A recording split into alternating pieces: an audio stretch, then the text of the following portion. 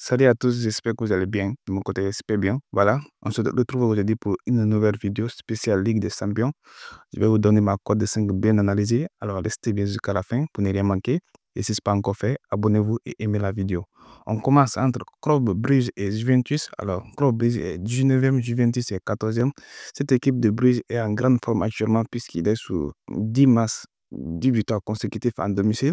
Bien sûr que ce n'est pas la Ligue des Champions, mais il a pu battre la Sporting CP en domicile et l'Aston Villa face à cette équipe de Juventus qu'il aime beaucoup de matchs nuls, c'est-à-dire beaucoup de matchs nuls, puisqu'il fait beaucoup de matchs nuls à ses rencontres.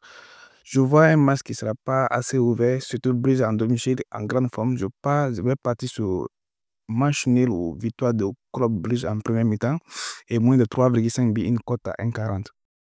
Pour ceux qui veulent avoir accès à mes coupons gratuitement, je vous invite à nous rejoindre sur mon canal Telegram. Le lien se trouve en description de cette vidéo, en commentaire épinglé. Et je vous rappelle que nous sommes sur une très bonne dynamique. Vous pouvez aller jeter un œil si ça vous plaît, vous vous abonnez pour que nous puissions encaisser tous ensemble. Benfica qui affronte le FC Barcelone. Alors, le Benfica est actuellement 15e, tandis que le Barça est 2e avec la meilleure attaque de la Ligue des Champions.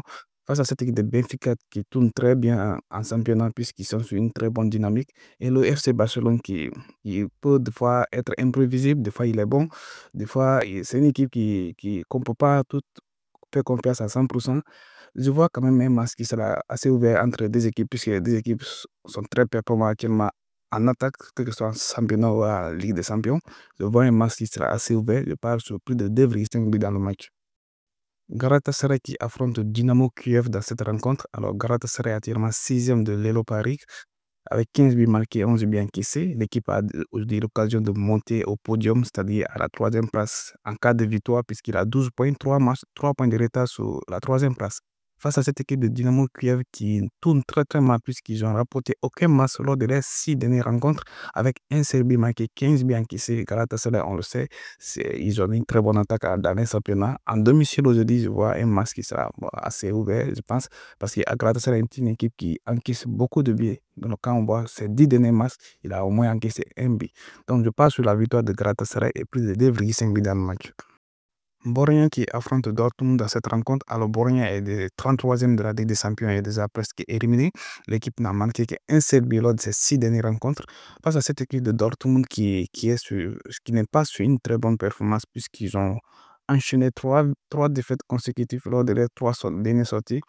Je vois ce match qui sera un peu ouvert, je peux dire, puisque Borogna a un peu rectifié sur le tir, puisque en championnat, lors de les 5 dernières rencontres, l'équipe a réussi à marquer au moins 2 buts à chaque match.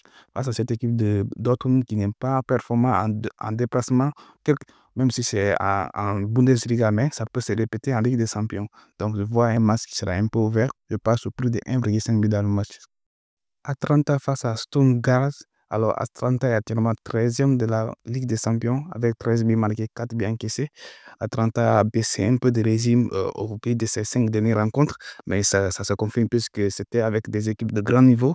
Donc, face à une équipe de Stuttgart qui est presque, bon, qui n'a pas beaucoup d'espoir maintenant de qualification, Atalanta à domicile, on sait, c'est une équipe qui marque beaucoup de buts en cas d'occasion. Donc, je vois aujourd'hui Atalanta une belle occasion pour lui de prendre 3 points, d'un peu remonter dans le classement pour espérer être dans le top 8. Je passe sur la victoire de Atalanta et plus de 1,5 but dans le match.